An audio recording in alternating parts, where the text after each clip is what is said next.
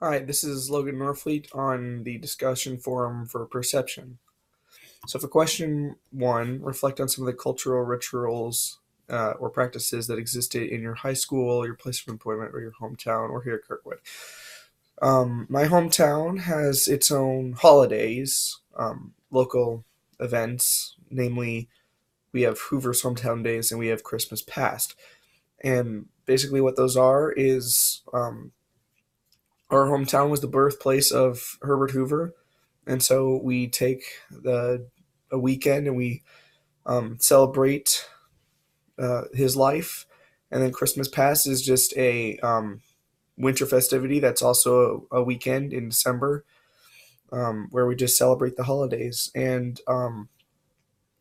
these uh, these local holidays are very fun to attend. There's lots of games, lots of food. Everybody locally likes to come down and participate. You don't really see many outside people come down because they are local holidays. There are a few outside people. Some people invite their families to come and see. Um, but local holidays are normally more special to those who are actually locals. For example, there is a Star Trek local holiday in Riverside, Iowa, because it's celebrating um, James T. Kirk's birthday from the Star Trek series. And that's fine. I've attended it once. It's fun, but it's probably not as special as those who actually live in that town. So I guess it just depends on where you are, where you're living. So for the second question, reflect on a time you experienced miscommunication, conflict, or social awkwardness as a result of differences in dominant culture or cold culture. Um, so I haven't grown up in a place where there's too much differences in sec- um, well, any of my traits. Honestly, most of the people I see are um, white. That's not because of the school district. I don't know why it is. It's just our school just never really has many people other than white kids, but we do have mixed kids. So I guess the number one thing that's been a difference for me is religion. I myself in a Christian family, and a lot of times when I'm with my friends, uh, we sometimes have to stop for a moment because um, maybe there's something that we're doing that I don't find um, is right for my morals. But it's usually nothing too serious. A lot of times I do hear, people using um, my aspects of my religion in vain, and that kind of annoys me, but it's nothing too serious. It usually works out all right. But a lot of my friends are not Christians or Catholics. A lot of my friends are atheists.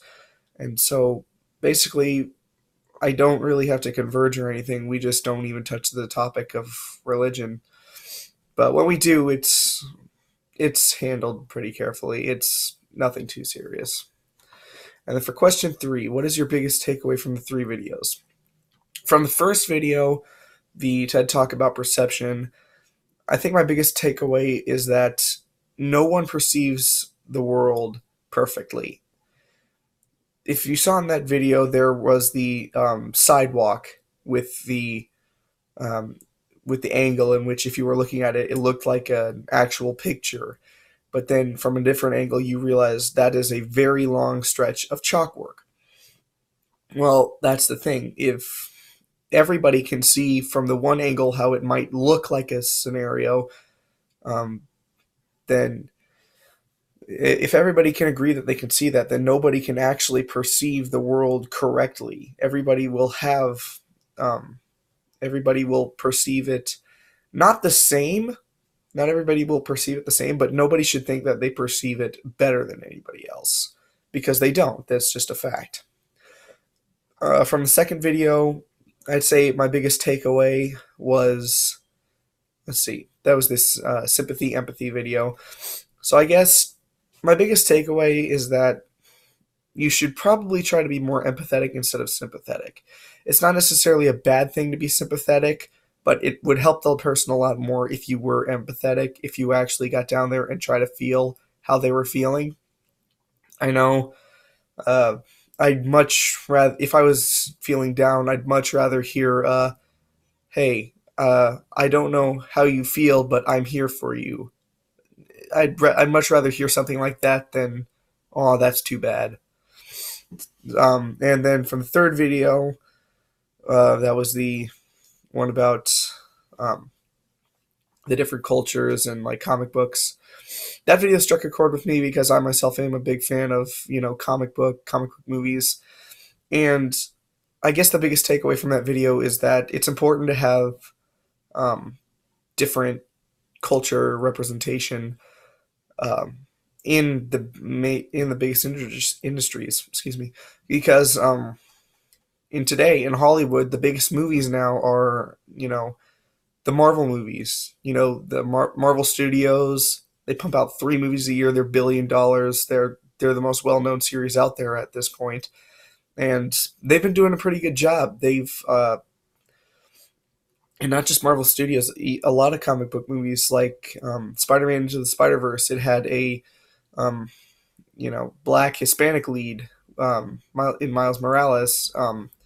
In Black Panther, it had an African lead. In Captain Marvel, they had a female lead, and I mean, it's great to see the representation of the different cultures because when comic book movies were just starting out, I mean, it was mostly the white male superheroes, which isn't necessarily a bad thing. Like Spider-Man, the original Spider-Man, he's always good, but I guess it's important to not um, only have the white male superhero. You need to include every culture just so they can feel like powerful. Anyways, so yeah, those were the questions. Um, all right, good luck to the rest of you the rest of the semester.